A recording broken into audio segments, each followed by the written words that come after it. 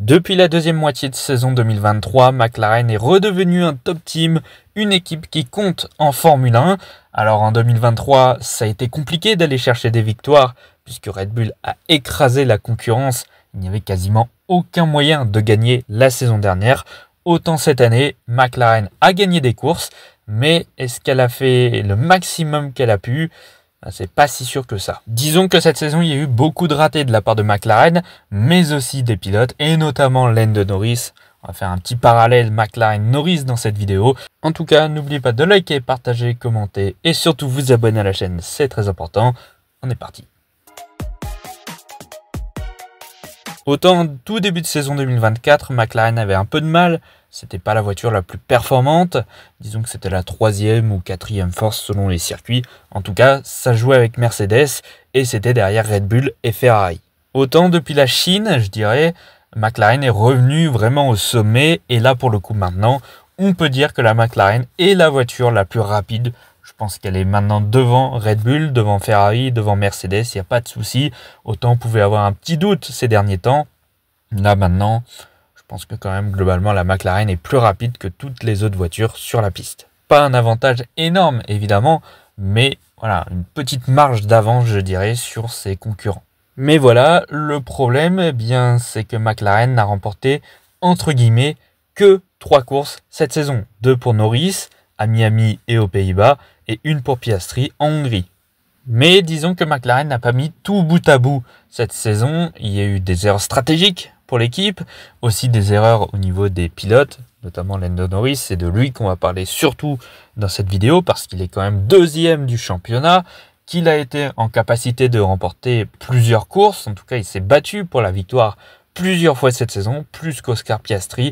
Donc c'est pour ça que quand il y a des erreurs, c'est quand même un peu moins pardonnable que l'Australien, qui est surtout dans sa 2e saison, quand Lando Norris, lui, a commencé en 2019. Bref, si on démarre avec le pilote en lui-même, Lando Norris, eh bien le principal défaut du Britannique cette saison, c'est clairement les départs. Clairement, à chaque fois qu'il a été en pole position, il n'y a qu'une fois où il a réussi à rester en tête au premier virage, mais il n'a pas tenu le premier tour. Donc c'est vraiment très compliqué quand vous êtes en pole position et qu'à chaque fois au premier tour, vous vous retrouvez 2e, 3e, voire peut-être même plus loin des fois. Et sur ça, je pense qu'il y a des départs qui lui ont coûté des victoires. Je pense notamment au Grand Prix d'Espagne, où il rate son départ, il se retrouve 3e, derrière Russell et Verstappen. Et puis ensuite, sur le Grand Prix, il se bat notamment avec George Russell, je crois plusieurs fois durant le Grand Prix. C'était assez compliqué.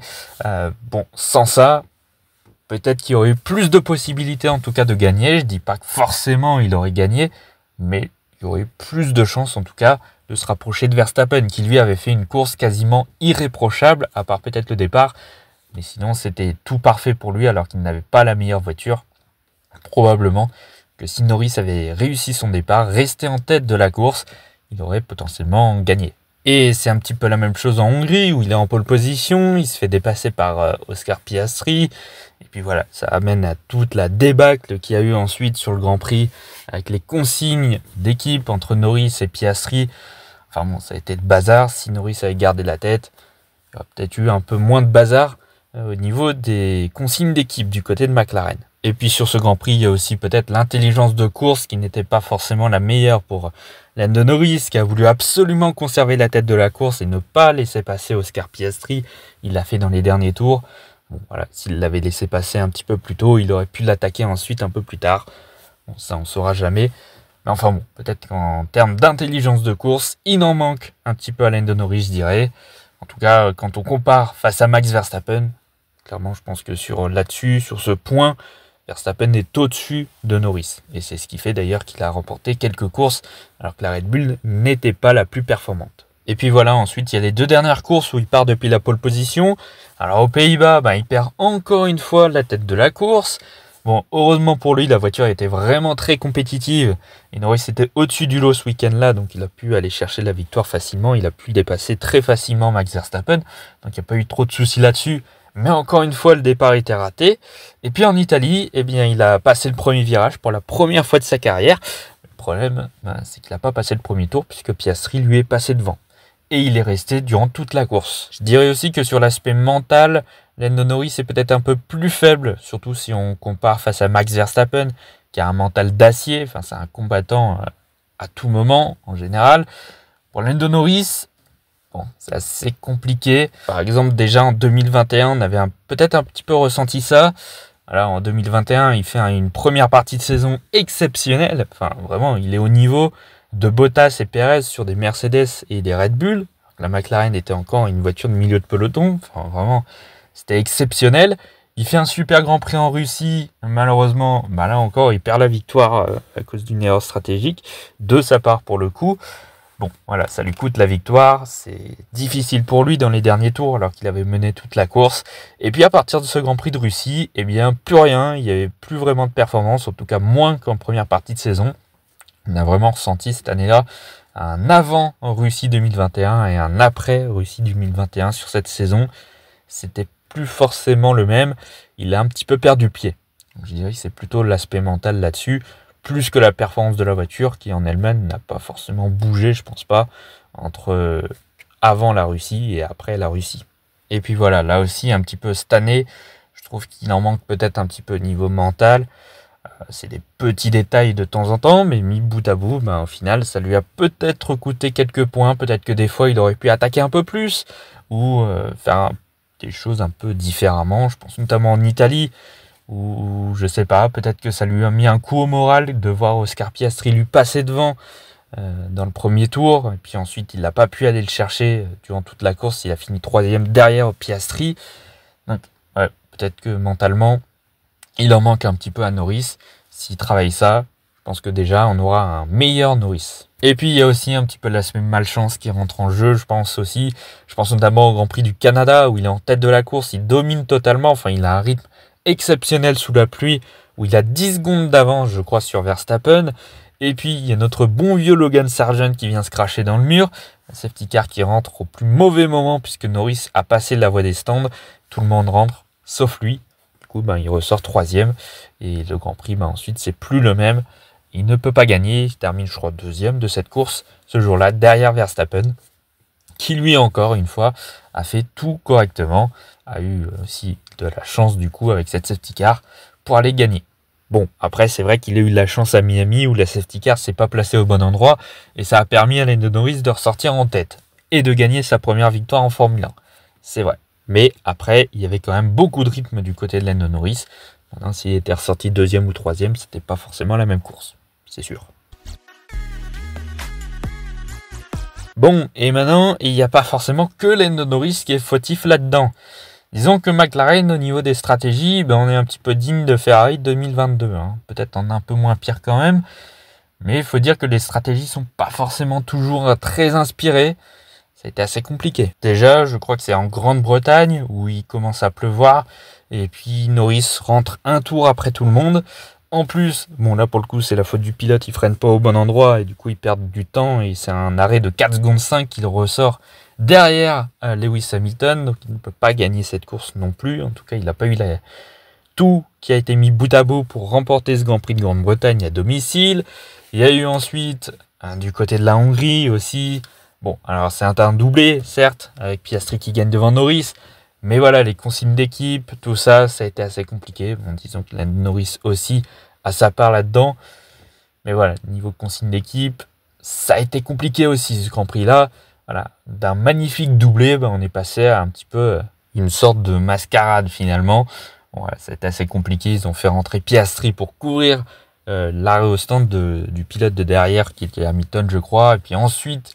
Ils ont fait rentrer Norris, c'était trop tard, les positions étaient inversées, etc. Bon, voilà, ça a été assez compliqué là-dessus.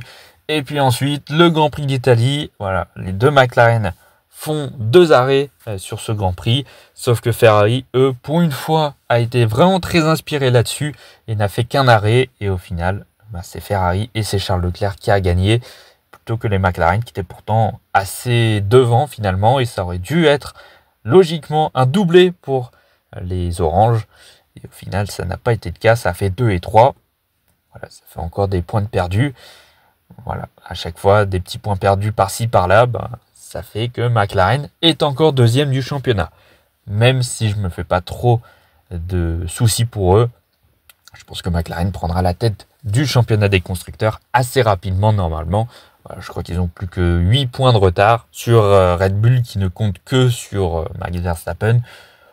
Normalement, le titre constructeur, il sera pour eux si la performance reste à ce même niveau.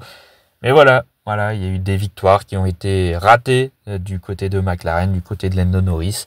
C'est un petit peu dommage aussi, peut-être aussi un petit peu du côté d'Oscar Piastri. Mais on va mettre plus ça sur le compte de la jeunesse, sur le compte de l'inexpérience. C'était un peu moins le cas pour Norris.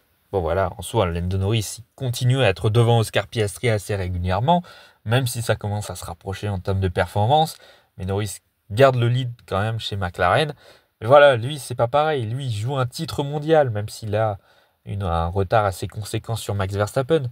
Mais Piastri, lui, il est 4e, il joue pas vraiment le titre, finalement, il joue plus la 3e place. Voilà, les attentes ne sont pas forcément les mêmes entre Lando Norris et Oscar Piastri.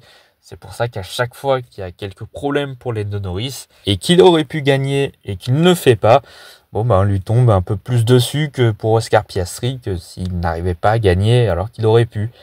Et en plus, c'est plus souvent que Lando Norris perd des victoires plutôt qu'Oscar Piastri en plus. Donc assez compliqué là-dessus. C'est dommage parce que Lando Norris, il a le talent pur. C'est clair que s'il met tout bout à bout, il est capable de gagner des courses, il est capable de faire des très belles choses. Mais voilà, il en manque un petit peu sur certains aspects. Et quand la voiture n'est pas vraiment au-dessus des autres, elle arrive à être un petit peu devant, mais sans plus, parfois, ça ne va pas dans le bon sens. C'est dommage. Voilà, je pense qu'on a fait un petit peu le tour. Lando Norris, McLaren, ils ont fait des fautes cette année. C'est dommage parce qu'ils auraient pu faire de très belles choses, d'encore plus belles choses. Alors maintenant, la saison n'est pas terminée. Ils ont potentiellement les opportunités d'aller gagner toutes les courses de fin de saison, même si ça va être un peu compliqué évidemment. Mais voilà, il y a moyen de se rattraper encore. Il reste des courses cette saison, il n'y a pas de souci. À voir maintenant ce que donneront Lando Norris et McLaren en termes de stratégie, en termes de pilotage aussi pour le pilote. Enfin bref, on regardera tout ça à partir du Grand Prix d'Azerbaïdjan la semaine prochaine. Bref, n'oubliez pas de liker, partager, commenter et surtout vous abonner à la chaîne, c'est très important. Et nous, on se retrouve pour une nouvelle vidéo sur la chaîne très bientôt dans quelques jours. À bientôt.